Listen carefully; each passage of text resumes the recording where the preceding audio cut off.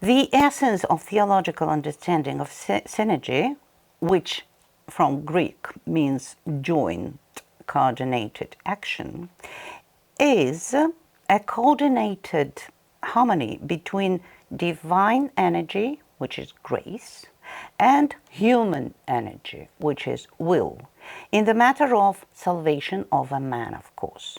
That is, the connection of man with God.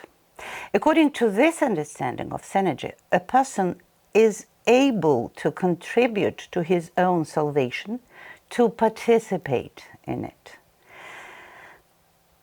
So salvation is so-called divine human affair. It presupposes the participation of both divine and human principles. Man is saved by grace because Jesus helped us to have this opportunity, yes? But a person should, can, and even must make efforts in faith, deeds, prayers, etc., to open himself to receive this very grace, this very gift of salvation. Grace is given to him only if he himself makes himself worthy of it. So, in other words, synergy is a combination of the free energies of man and divine. At the same time, it is very important to remember that union with God is possible only as a union of human and divine energies. That is the basis of synergy, as you remember, that synergy is a combination of systems of different, having different energies, yes? But not as a union of human and divine essence. So they remain different, the essences of God or divine and man or human. The doctrine of synergy can be seen as the ascent of the man who proceeds from himself and descent of God, the meeting point, yes? Descent of God who proceeds from himself. In the light of synergy, the external manifestations of dialogical communication with God, though we do know that usually when we communicate with God, it is a kind of monologue from us to Him. We never acquire just physical heard answer from him, yes? So this very dialogical communication with God is carried out in religious discourse. And that is why we think that divine service has an extremely deep meaning and the properties of synergy in itself, because the verbal text which we pronounce, which we read, which we hear during the divine service, are the words which are divinely inspired by God, but they are expressed in human language. So we are coming to the understanding of the power of the word itself, on one hand, due to its meaning or content, and on the other hand, which is much more important, this very power is somehow achieved through the word which is a container of energy.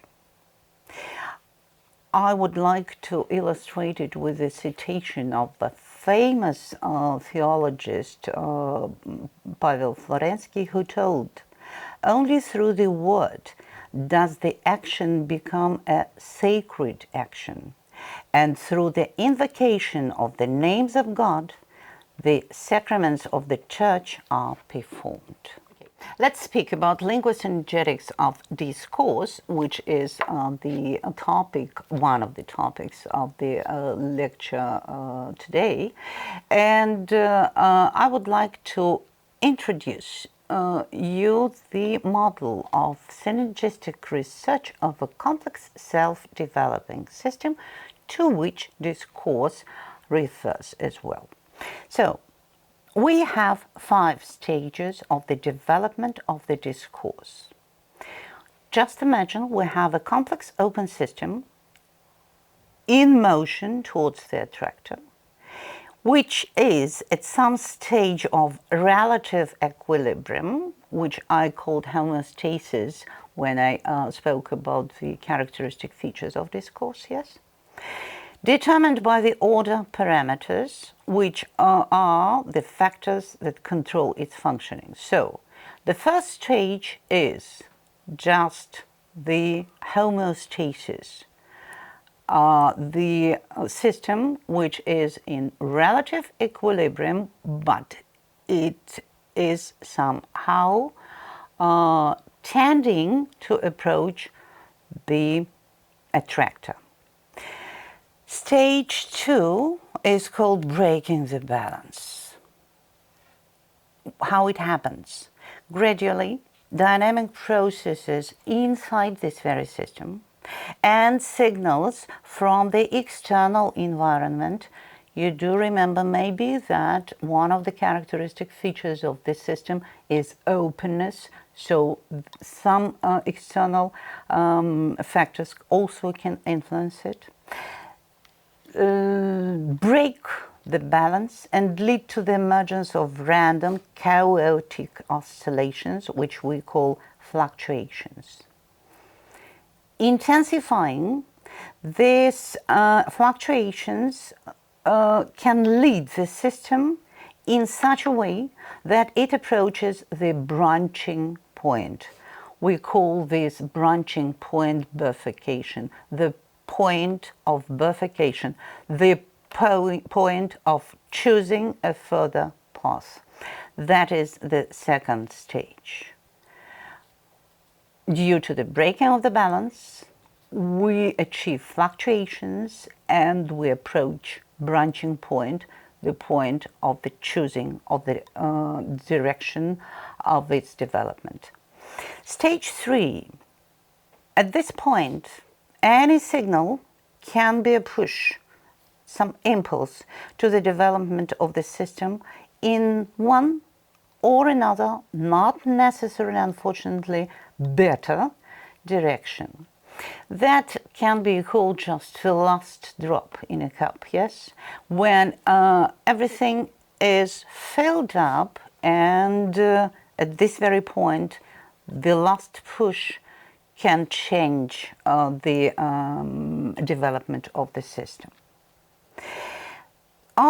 During this 4th stage, the system, trying to resist disorganizing tendencies, gets rid of surpluses, some excesses of matter, energy, or whatever it may be.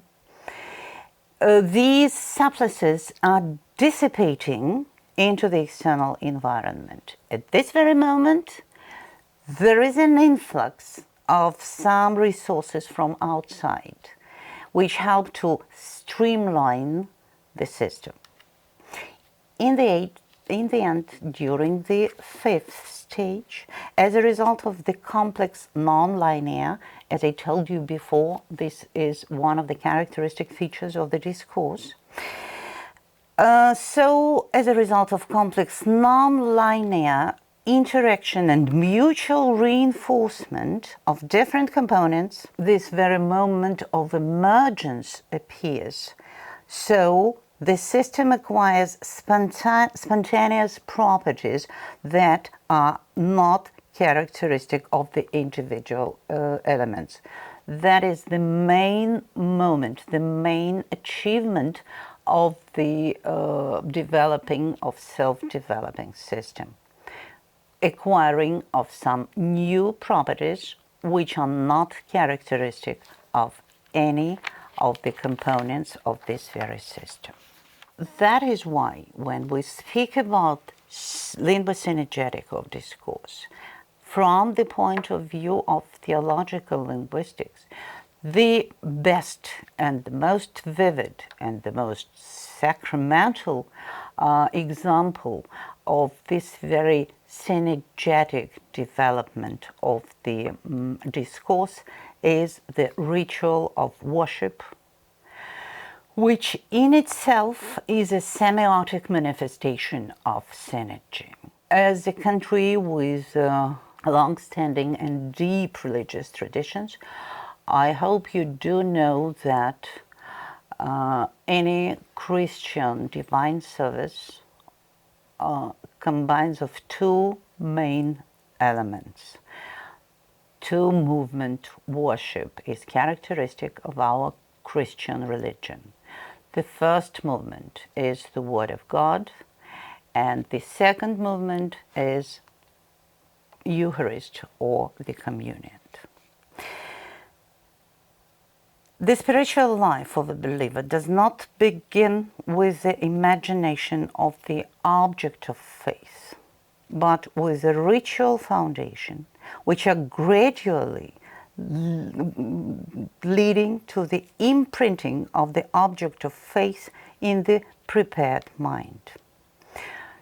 That is to say, the best way to understand a ritual is to begin its practical application. Only being involved absolutely, completely, holistically, so to say, in the ritual of the worship, you can achieve this very synergistic effect of it. Religious ritual can be considered as a specific multi-level communication in which the world of transcendent is involved in the communication process. That is, the religious ritual is a communication in which sacredness plays a defining role. Ontological differences between the transcendent world and the profane world should make such communication impossible. But to get rid of this obstacle, in religion and in theological linguistics, we're speaking about two communicative approximations. In traditional Christianity,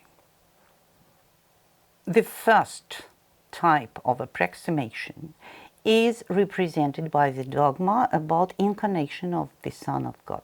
So that is the basis of any Christian movement. And the second special type of approximation is liturgical transubstantiation. The first dogma is accepted by Christians as an evident fact. The second dogma is understood by believers through a ritual, especially through the sacrament of the Eucharist. From the ritual of the divine service in the Christian Church, we can draw 5 conditions for achieving ritual synergy: faith, loyalty to tradition, involvement, diligence, unity with each other in the name of Lord. Non-observance of at least one of the above-mentioned components or conditions of achieving this synergy can lead to the profanation and desacralization of the ritual. In semiotics, this phenomenon is also called a reversal in the symbolic system. So, as a result, we can achieve the sad fact when religious ritual shifts towards the semiosis of the theatre. It transforms the liturgy from implementation to reproduction, from sacrament to imitation. To avoid this, we should be completely involved in the holistic atmosphere of Eucharist and liturgical practice in general. So today I tried briefly to introduce you to the main ideas of the young developing with difficulties branch of linguistics, which is called theological linguistics. I'm sure that a wonderful future awaits for this very discipline, and I invite everybody who's interested in this very fruitful combination of transcendental and human in our life. So, welcome to our Theolinguistic Lovers Club. Thank you.